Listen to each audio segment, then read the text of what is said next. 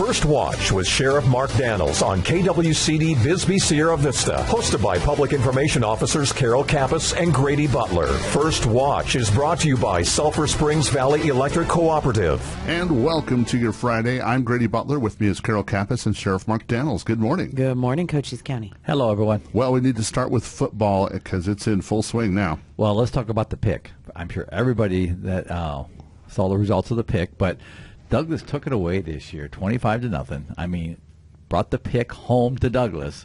Sorry, Bisbee. Sorry, Pumas. I know you don't want to hear this, but yeah, I got to give Douglas some kudos on that one. And because that, no matter what happens in their season, that's the game. That's their Super Bowl. So again, kudos to the Douglas Bulldogs for bringing the pick home. And now tonight, guys, we got the Colts hosting ALA Gilbert. Now, ALA Gilbert is part of the ALA sister programs with all the ALA schools. And they got them in all the divisions. But this school actually did very, very well last year. Made the playoffs, went deep into the playoffs last year. I don't think they're the team, based on some of my research, that they were last year. But they're going to be a decent program, no doubt. So it should be a really good ball game. Buena sitting at 2-0. They beat two teams. San Diego wasn't too bad. Not the team that they have been. Last week's team, Skyline, not a real good team. But again, these are confident games for Buena. Tonight, it's going to be a test. It's going to be their test. I think they can do it. No doubt in my mind, I think they can do it. They need this win to start 3-0, but that's going to be a good game tonight. Are they going to have support? I think so. You know, I don't think of it this way, but by the way, I have a soccer game at 4:30 at ALA, our first inaugural boys soccer game at ALA tonight at 4:30. So if you have nothing to do and you want to come see some soccer, we're playing a Maricopa team tonight that's very, very good. So we're very young, but again, these kids are out there playing, giving it their all. But after that, I'm going to run over to the game, of course, at Buena. But some of the kids were making a comment the other day about Buena playing ALA, and they said, "Coach, we're going to go to the football game at Buena." I said, "Oh, that's good. Going to go support Buena?" "No, ALA's coming down. We're going to support our like sister school." And I'm going, I didn't think of it, but you can see with this in-town rival starting to kick up a little bit. ALA coming to town. ALA students here are going to go out and support ALA, and even some of the parents told me they're going to go out there and support ALA. So you can see this kind of fun. I say this in a good, positive way, supporting Buena. So it's going to be neat. I'd like to see what's going to look like, and we all are going to see it here, is in 3 to 5 years when you see that as ALA gets bigger, Buena catching up Buena's population, and it's going to be the Thatcher Safford rival. I can see it. You know, they have that up there, a 4A, 3A. That's where I predict they'll both be here in 5 years. We'll see what happens. But again, that's going to be a good game tonight. ALA versus Buena should be a good game. 7:00 tonight. It'll be our own little U of A ASU, because, you know, the U of A is going to win like they have been the past 2 times. They won Weber State, right? 48. Weber State High School. No. It's Ogden, Utah. We talked about that, 48-3, and before that it was Hawaii, and it was 40-6. I'm telling you, they are going to be so good, like they are all the time. It's talking about it's like the pick, the Douglas and Puma game. You know, this is when ASU and U would play. That would be their best game. I promise you. ASU was number 12 in the country. They're no longer number 12. They've lost that status, and so I'm kind of disappointed in my ASU Sun Devils. But they're still a decent program. Now U of A played, like I said, Weaver High School, and who else did they play? Yeah, it was Hawaii, but it was Weaver Hawaii. State. That's Weaver what it was. State. You don't go to Hawaii for football. Yes, you go there to lay on a beach. I mean, let's just put it in real. Yeah, but see, they won, so there you go. Yeah, sitting at 2-0, still got some momentum coming there, but there was something cool you said. Something. It was Weaver. What's their mascot Weaver, again? the Wildcat. Yeah, what's the mascot? Waldo. Waldo the Wildcat. Played Wilbur. Wilbur the Wildcat. Somebody should have hit on that. I mean, only our show's hitting on that. I promise you. Nobody in Tucson, none of the new shows are hitting on that. But Wilbur and Waldo. Yes. Wow, that's amazing. And that's U of A, rock on. Who does U of A play this weekend? You know what? I got to look it up. I don't know. Was it Phoenix High this weekend or something? They're gonna, you know? No. I'm just waiting for. I mean, you look at ASU. You got to give them credit. They lost to Mississippi State, SEC team, very good. Anybody in the SEC, maybe they might be the top in SEC, but they're a good team. So again, 2024 they lost, but I don't know. Hold on to your ASU hopes. They're coming. They're coming. U of A, just live it while you can. Yeah, they're gonna take it all the way, all the way. I don't know who U of A is playing. We'll find out. We'll talk about it in the pregame tonight at Buena's game. All right, and don't forget that Kimberly O'Connor, for the Arizona Director of Homeland Security, was in our area, and she's going to be on a little bit later to talk about Operation Desert Guardian. But tell us why they were here. Well, they came down to explore some things on the border. We had a whole plethora of state VIPs come down. We had the Larry, the governor's director of cabinet affairs, the governor's operation advisor, Kim O'Connor, who's the director of Arizona Homeland Security. Very nice lady. Came out of D.C. Gabe Levine's the director of emergency management. The Brigadier General Zoe Olinger, she's the Joint Task Force General for the state. Steve Bender, again, part of the Homeland Security, and Ryan, who used to be the executive liaison for the Arizona Sheriff. Now he works for the state under Homeland. But again, these folks came down, spent the day with my team. They went to Nogales. They went up and down the border. They're looking at different sites, kind of seeing what we're doing, how we're doing it, our successes, our needs. And this is a partnership with the state. Our border center is partnered with the state of Arizona, and it's been very successful. Started under Governor Ducey, continued under the current governor, Governor Hobbs. So we're very happy with what we're doing when it comes to here in Cochise County to keep people safe, and also it's costing nothing in the fact that the state of Arizona pays for this. So we're excited about it. But I appreciate they coming down. Director O'Connor, I mean, she led the charge on that. She'll be on the show here. Again, excited to have her here. And it's also been a busy week. Yesterday also marked the Day of Remembrance for 9/11, and a lot of different organizations had many tributes. And thank you so much to every agency that put that on, whether it was law enforcement, whether it was firefighters, here around the Sierra Vista area. Douglas did a great job. You guys were out there. We're going to post that video here shortly.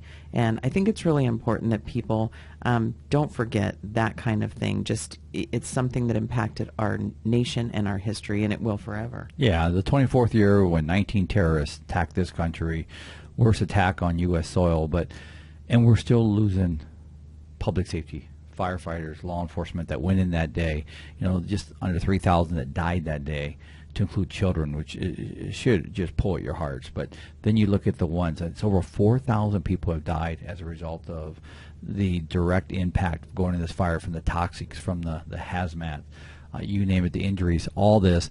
And so when you look at this, so 4,011 or something like that. I just saw something the other day on that, and it's just so sad. I mean, just so sad. Something we should never forget. And I had the opportunity to speak at one of the high schools this week, ALA, along with the mayor and a handful of other, military firefighters. And let me just say it. And what I spoke about was one thing that did, with all the tragedies built within, is the fact that it united this country. It truly united this country for all the right reasons. I mean, we came together, we went forward, we went after our enemy, and you look at, and it's kind of, I don't want to make this a downer. I love doing the show, but I want to put this out this week. It's been a hell of a week this week. Let's just be real when it comes to Charlie Kirk, a young activist that was going around the country speaking, well received, and he was shot and killed. So sad.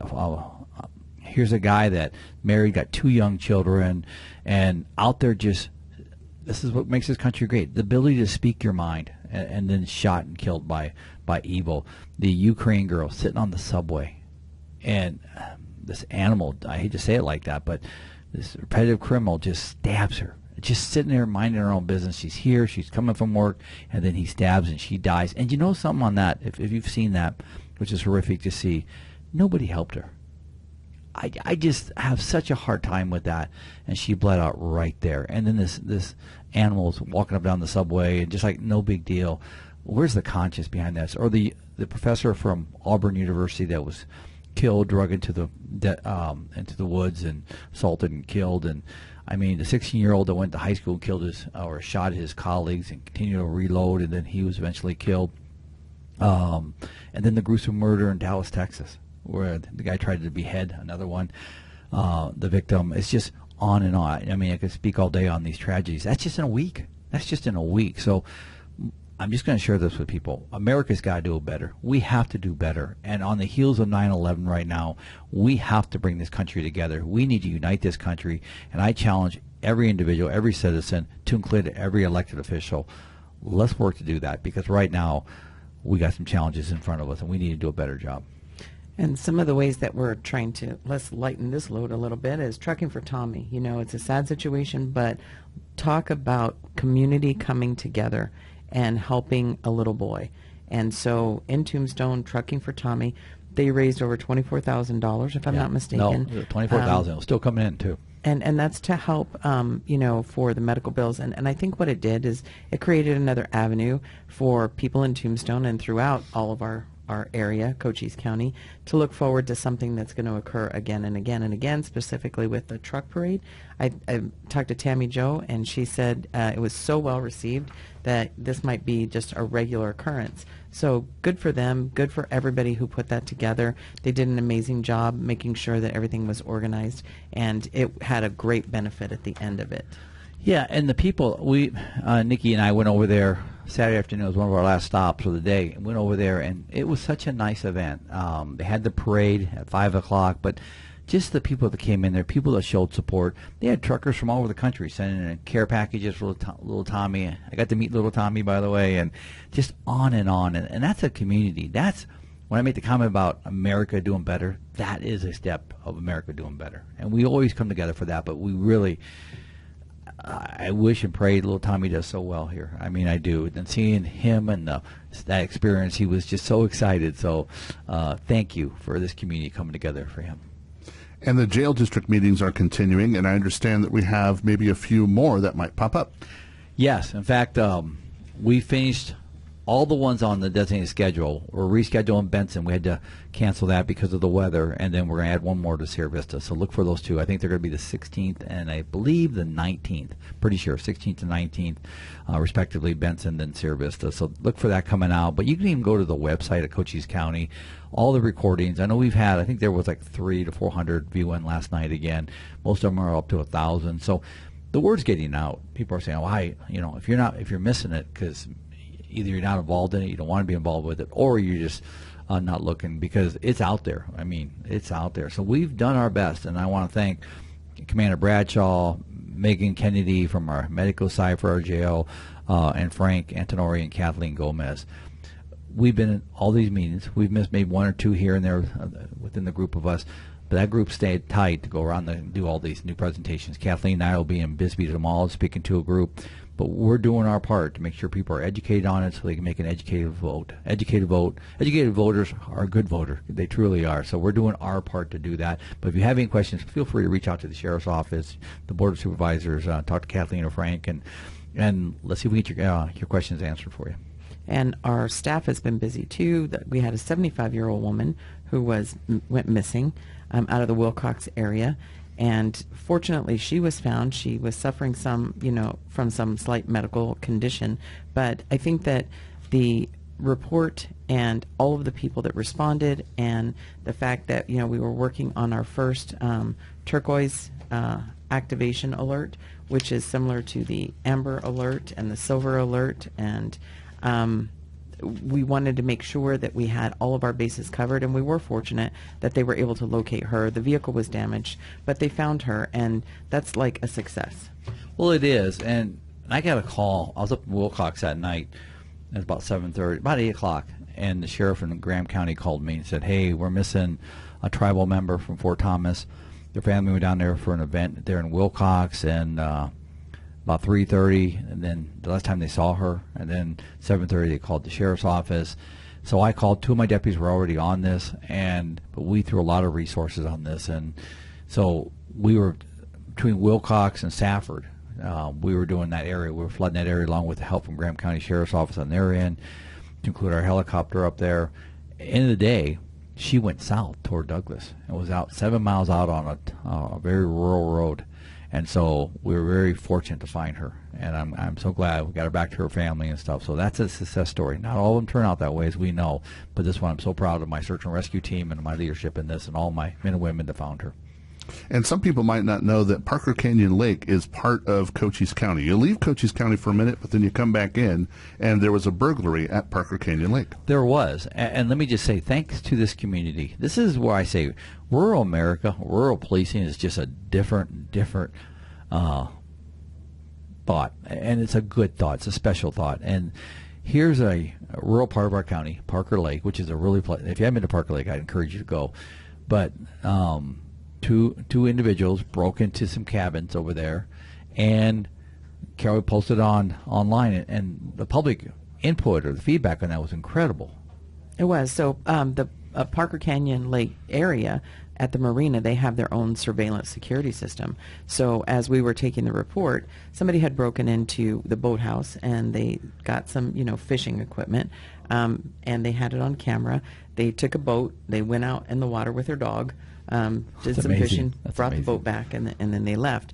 But the fact of the matter is, it was burglary and it was theft. So the actual Parker Canyon said, you know what, we're going to post this surveillance video so that somebody can tell us if they know who these people are. And they got over 7,000 hits on their video that they posted. And sure enough, the tips started coming in, and we were able to identify 3 people. People were wondering why the third person wasn't arrested. He was simply the driver. He didn't gain access to the property. He didn't steal anything. But they were able to process these people, and they're 18 years old. Do you think this is going to impact them for the rest of their life because they were drinking and decided to make a foolish decision? It absolutely will. But the fact of the matter is, people participated, see something, say something, and it came about so quickly, and it was such a success, and there you have it. And what did we get? 700 tips on the, how many tips did we get? They got a whole lot of tips. I don't have the number of tips, but I know they had 7,000 hits on their video when they posted it. So that's a lot. That is a lot, and maybe that's where I got the 700 from. I know we had a whole ton of feedback on that one, and watches and people, and that's what it's all about. It truly is. So thank you to this community to bring some justice to this, bring some resolution to this, and now you leave it to the criminal justice system to do the right thing. So thank you to everybody on that. The Cochise County Sheriff's Office has a care team. Tell us about that. We have a care team. It's a mental health response team. These are experts in the field. These are not cops. They're experts in the field. And I just want to remind everybody that if you have a family member or yourself or whatever, there's no cost to this. There's not. We'll respond. You can go through our dispatch center, and they will respond. And I get calls. I just wanted to share this. I get calls from people. I had a call I'll use this one this week, from an individual I've known for a long, long time about a family member that she's very concerned about that's in a bad state.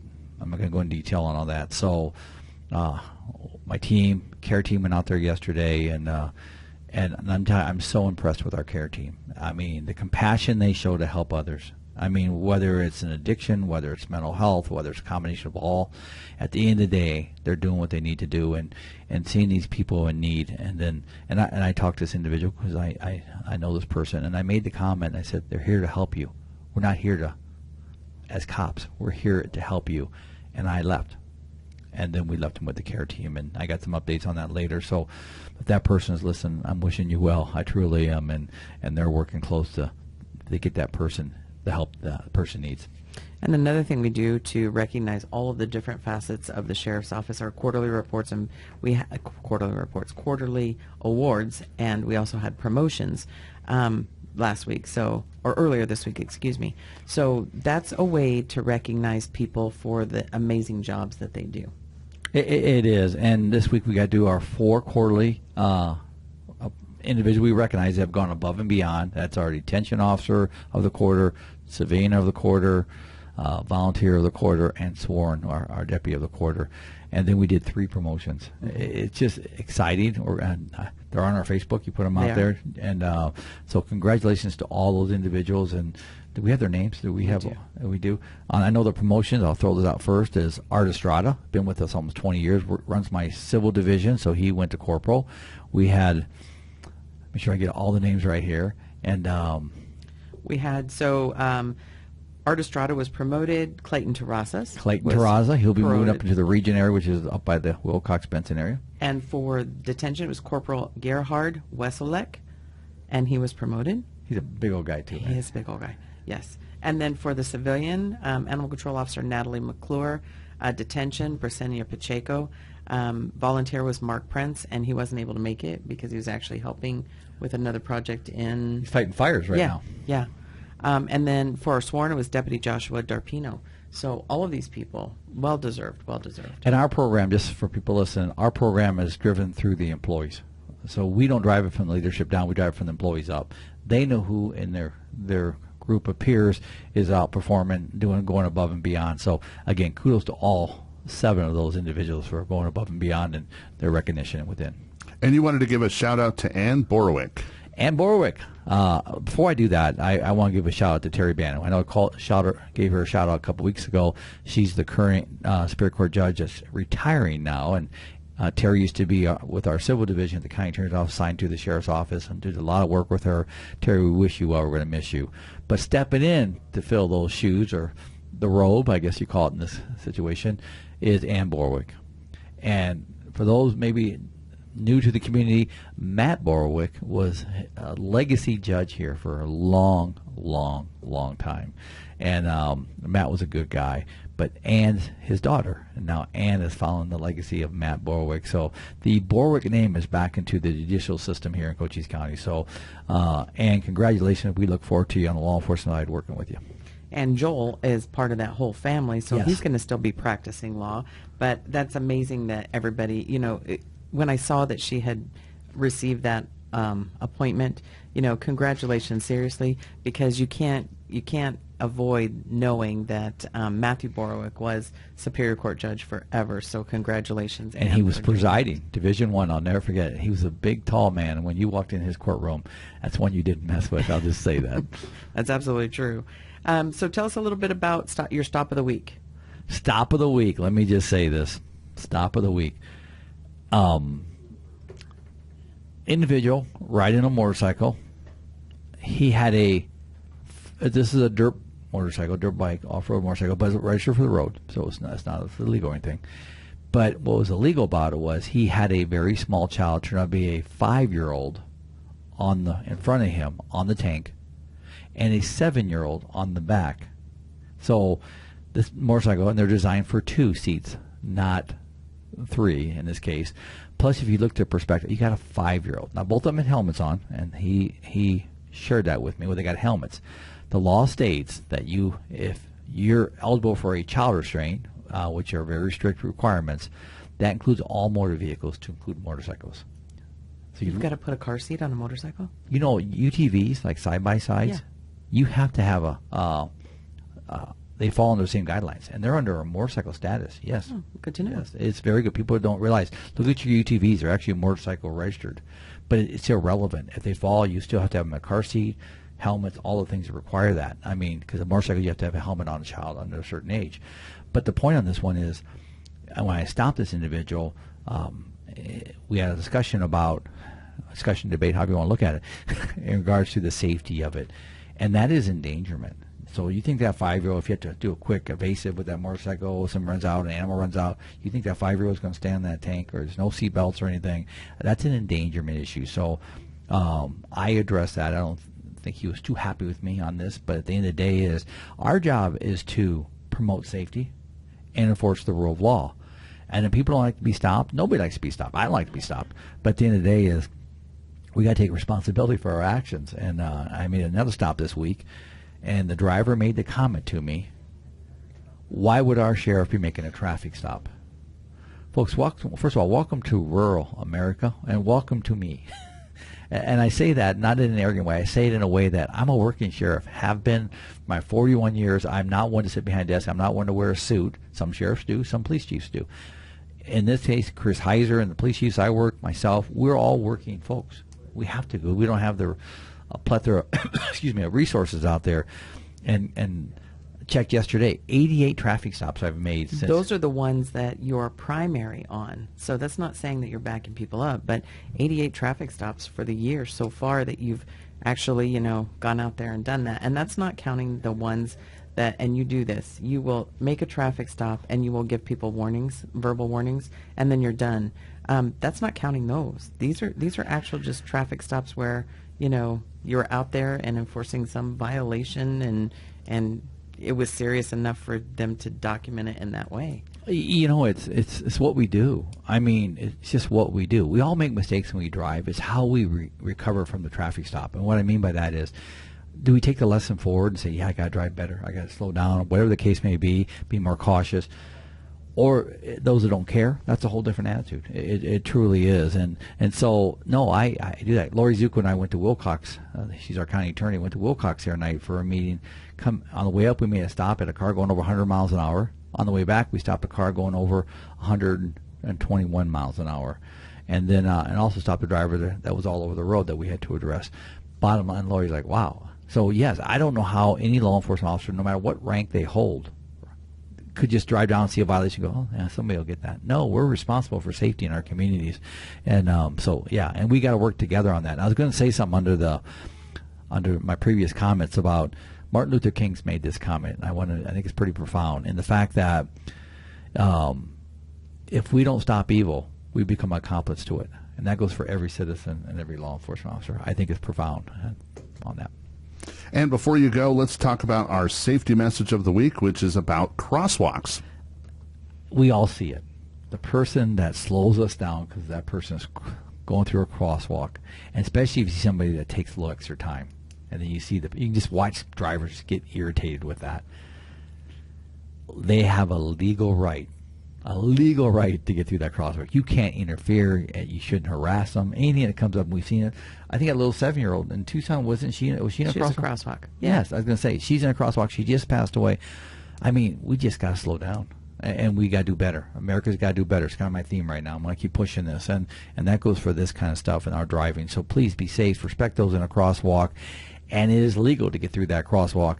In other states, you have to wait till the person gets all the way out of the crosswalk before you can even enter that intersection. We don't have that here in Arizona, but you can't hinder it. So if you're trying to get the bumper to the rear of the individual walking across, or in front, trying to jump in front of them, yeah, that is a crime. You're going to find yourself in trouble on that one. That is a violation. Excuse me, not a crime, but a violation. So. Well, Sheriff Mark Daniels, we thank you for coming and talking to us Thanks, today. everyone. See you tonight at Wayne & Coates and ALA Gilbert. Thanks, everyone. And Carol, who do we have coming in next? We have Kimberly O'Connor. She's HSI Arizona's director. First Watch on KWCD Country is brought to you by Sulphur Springs Valley Electric Cooperative. Now back to First Watch, brought to you by Sulphur Springs Valley Electric Cooperative on KWCD. I'm Grady Butler. With me is Carol Kappas, and our next guest is Kimberly O'Connor, Director for the Arizona Department of Homeland Security. Good morning. Good morning. Tell us a little bit about yourself. Well, first, thank you so much for having me today. My name is Kim O'Connor. I currently serve as the Director for the Arizona Department of Homeland Security. I've been in that role for just about a year and a half. Having grown up in Arizona, this role is incredibly important to me. I had previously spent about 11 years with the U.S. Department of Homeland Security before returning home to Arizona and serving as the director here. For people that might not be familiar with what the Homeland Security Office does, tell us your organizational structure. Great question, and thank you so much for asking that. We get this question often, and I think there tends to be a bit of a confusion between the U.S. Department of Homeland Security and the Arizona Department of Homeland Security.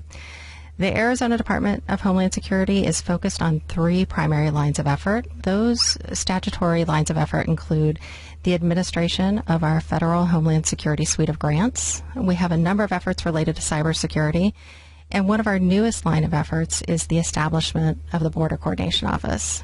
When we think about grant administration, the Arizona Department of Homeland Security manages the federal Homeland Security suite of grants. During this past year, the Arizona Department of Homeland Security successfully awarded over $36 million, which represented about 281 individual projects in federal Homeland Security suite of grants to many nonprofit organizations as well as our law enforcement partners. It's been exciting for us to be able to administer those grants.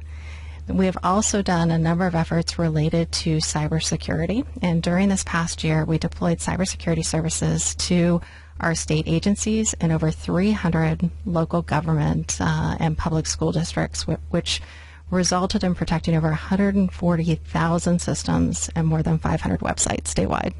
Operation Desert Guardian. So first of all, tell us what that is and how that started. Operation Desert Guardian was created to address a very real need of transnational criminal activity and the spread of illicit drugs, particularly fentanyl, across Arizona. Earlier this year, the governor directed us by executive order to build out a unified response to cut across county lines and agency silos. Operation Desert Guardian, it's specifically identified to address transnational criminal activity within our state, and it's set up by a unified command structure. And what are they focused on today? Today, we are working with many partners throughout our state to disrupt drug trafficking networks, particularly fentanyl. Today, there are 4 primary priorities of Operation Desert Guardian. As I mentioned, one of our first is disrupting those drug trafficking networks, particularly fentanyl and methamphetamine. Our second priority is focused on enhancing community safety through coordinated law enforcement details and targeted interdiction operations. Our third priority area is strengthening intelligence sharing, and this really is to ensure that we're making sure that agencies statewide are connected and working off the same threat picture. And finally, our fourth area is to focus on outreach and prevention. This includes communications and digital media campaigns to raise awareness, plus victim support and treatment connections to help people who are on the path to healing. And we hear a lot about initiatives and task forces. What makes the Operation Desert Guardian different? There are a number of reasons why Operation Desert Guardian is unique and very distinct from other initiatives within the state. First, a key difference with Operation Desert Guardian is about its scope and its integration. Operation Desert Guardian isn't limited to the 4 border counties, 1 corridor, or even 1 agency. Operation Desert Guardian is a statewide operation that brings together local sheriffs, local police departments, DPS, and federal partners under a unified strategy. Information sharing and intelligence is often described as the critical moment in these security efforts. So why is that so important, and how does it factor into Operation Desert Guardian? Thank you for that question. Information sharing is really the backbone of effective security. We know that no single agency has a full picture of the transnational criminal organizations. They don't respect the jurisdictional boundaries. So to combat that, we need a creative opportunity to work across those boundaries. We are working to share information to stop the gaps in that criminal element that the criminal elements exploit. Through Desert Guardian, information gathered in one county can immediately inform operations in another. This reduces the duplication and helps officers on the ground to make better and faster decisions. Well, Kimberly O'Connor, we thank you for coming and talking to us today. Thank you so much for having me today. I appreciate it. First Watch on KWCD Country is brought to you by Sulphur Springs Valley Electric Cooperative. Giving you an inside look to your sheriff's office. Let's go back to First Watch on KWCD. And it's brought to you by Sulphur Springs Valley Electric Cooperative. I'm Grady Butler. With me is Carol Kappas, and our next guest from our sponsors, Sulphur Springs Valley Electric Cooperative. Good morning. Introduce yourselves. Hi, I'm Dana Judd with Sulphur Springs Valley Electric. I'm John Peebles with Sulphur Springs Valley Electric. And we're here to talk about a program that you guys have called the Community Empowerment Fund. So what is the Community Empowerment Fund? The Community Empowerment Fund provides assistance for utilities. Our vision here is to establish and maintain a flexible system for providing financial assistance to pay certain utility bills for qualifying applicants within the service territory. So this was created to help people out. How did it start? Well, fact is, every day on the front line where I work, we see people who are in need. We see people who are struggling every single day to make ends meet, who are having to make that decision whether to pay their light bill or put food on the table. And for years, employees have reached into their own pocket and helped these people that are struggling so that they don't get disconnected, or to help them get reconnected. So back in June of 2024, a group of employees got together and we created a 501c3, or a charity, so that employees and community members alike, that we could create a steady stream of funds to so that we can consistently help folks with these bills, and not just electric. We want to help everyone in our service territory. They don't even have to be a member of SSVEC. That's anyone in our community, but with gas, electric, and water, those essential utilities. We started that fund. We do have employees who have payroll deduction. We have we've even had some of our board members donate to this fund. And you know, it's a steady stream, and every month we've been able to help members with some of those utility bills. It's just out of the, you know, it's hard for us to see people struggle like that. What's neat about Sulphur Springs Valley Electric Cooperative is you guys are in the community so much, and this is kind of a behind-the-scenes for the community thing that we really wanted to spotlight here, because the employees of SSVEC are actually stepping up to help other community members. That is amazing. So where is this program at now? Now, what currently this is a lot of work. As you can imagine, there is hundreds of families in our community that need this assistance, and we just don't have the manpower to handle it where we're at during the working day. So what we've done is there are other agencies in Sierra Vista as well who have that same compassion that we do. We saw in our office every day, we see St. Vincent de Paul assisting our community.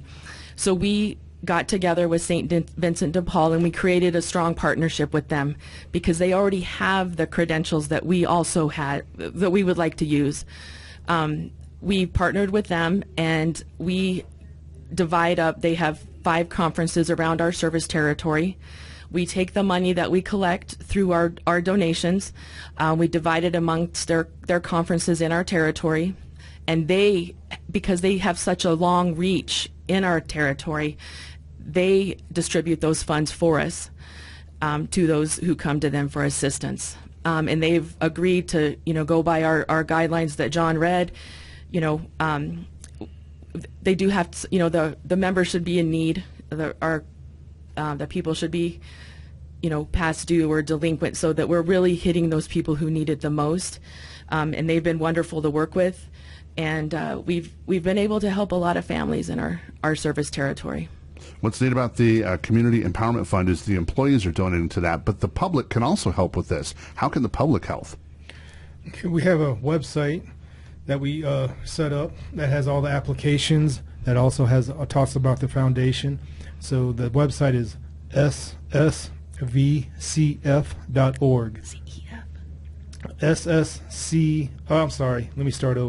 ssvcef.org. And you could go there, look for information, download forms to be able to apply for applications, and also to help donate. And that's pretty cool, because so if you donate to this program, the SSVEC is going to steward this for you guys and pass it out. So give us that website one more time. ssvcef.org. All right, so if you guys want to help out the community, this is a great way to do it. And you guys stepping up as employees, I think, is just amazing, because you saw a need and you filled it. That is just really cool. So kudos to you as employees of SSVEC. Thank you. You bet. And thanks for coming in and talking to us today about the Community Empowerment Fund. We really appreciate what you guys do in our community. Thank you for helping us spread the word. You bet. And SSVEC does do a lot in our community, so we really want to thank them again for being a sponsor of this show. It's First Watch on KWCD Country, brought to you by Sulphur Springs Valley Electric Cooperative. Giving you an inside look to your sheriff's office. Let's go back to First Watch on KWCD. And it's brought to you by Sulphur Springs Valley Electric Cooperative. I'm Grady Butler. With me is Carol Kappas, and our next guest, we've got some royalty in the studio. Good morning. Good morning. So go ahead and introduce yourself. My name is Leanna Calla, and I'm Miss Pima County's teen. Hi, I'm Crystal Mitchell, and I'm the Miss Cochise County for 2025. And you guys have what's called a service initiative. That means that's what you're going to work on for the year. So what is yours? My service initiative is empowering and encouraging our youth living with an autoimmune disorder.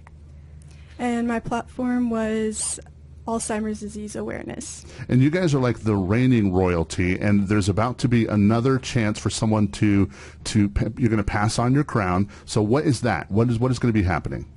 We have a competition on November 1st where multiple delegates will be able to compete for the titles of Miss Pima County's teen, Miss Cochise County's teen, Miss Cochise County, and Miss Pima's County teen. I mean Miss Cochise County, or whatever I said. Yep, she covered it all. Yeah, we've got 2 different titles that'll go for 4 different people, 2 for the misses and then 2 for the teens. And then, it'll be us giving over our crowns to the new winners, and we'll get to see their journey and them go off to state and just see all the fun things they get to do this year. There's also scholarship money that is attached to this. Let's talk about that. So I've been competing for 2 years, and my first year I think I got around $3,000, and that also goes to the local Cochise College here. And then when I went to Miss Arizona, they gave out a lot of scholarships. I got $28,000 to ASU on top of other scholarships, and so it's a great way to get college paid off so that you can get the school that you need. And if somebody wants to become a delegate for this November 1st competition, how do they do that? They can go to the website at the MissSoutheastArizona.org or the Facebook page, and that has all of the information on there as well for questions that they might have for the upcoming competition, upcoming meetings with extra information as we get closer to the competition. And what are the age range? So the Little Sister program is the Little Miss Hummingbird program, and I believe that's from 5 to 12, 4 to 12. And then the teens are 13 to 18, and then the Miss are 18 to, I think they changed it, 28. If you want to find out more information on this, what is the website again? MissSoutheastArizona.org. MissSoutheastArizona.org. Yes. Okay, so you guys are going to be performing at these. There's going to be a show that's coming up in November. So and then you pass the crown. So this is kind of a big deal. Mm-hmm. Yes. All right. Well, we thank you for coming and talking to us today. Give us that webpage one more time. MissSoutheastArizona.org. And thanks for coming and talking to us today. Thank you. Thank you. First Watch on KWCD Country is brought to you by Sulphur Springs Valley Electric Cooperative. Giving you an inside look to your sheriff's office. Let's go back to First Watch on KWCD. And it's brought to you by Sulphur Springs Valley Electric Cooperative. I'm Grady Butler. With me is Carol Kappas, and our next guest is Arlene from Sierra Vista Animal Care and Control. Good morning. Good morning. And you have an event coming up tomorrow this is going to be so much fun. Tell us about it. I am so excited because this is the first time we do anything like this. We realize that a lot of our shelter dogs get along really, really well with each other during our playgroup sessions. So we decided to bring these playgroup sessions out to the public so everybody can see how they act outside of their kennel. So we're going tomorrow between 8 a.m. and 11 a.m. to Tompkins Park, the little dog park areas. We're using both areas right there to do Love Unleashed. Our experienced volunteers are going to, do little groups of a doggy play group. Some of them are rough and rowdy. Other ones are gentle and dainty. We got the tug of war ones. And so all of these dogs are going to be out at the park having fun. And the idea is that you can see how they act in a different environment other than the shelter. And you can see, maybe hopefully find a new best friend for your best friend. Right? Maybe you have a dog that needs another companion that gets along with other dogs.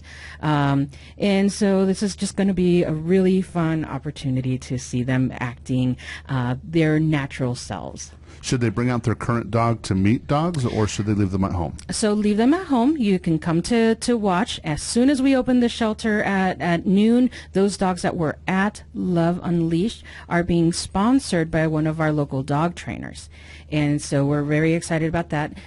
You can bring your dog in to do a meet and greet at that point after we go back to the shelter. But during the playgroup sessions, we would rather you keep your doggies at home, but please come and watch this so you can kind of keep an eye out for which one you're interested in. That sounds like a lot of fun, and it's going to be tomorrow at Tompkins Park. And invite everybody out one more time. Yes, please come out to Love Unleashed at Tompkins Park tomorrow, Saturday, from 8 a.m. to 11 a.m.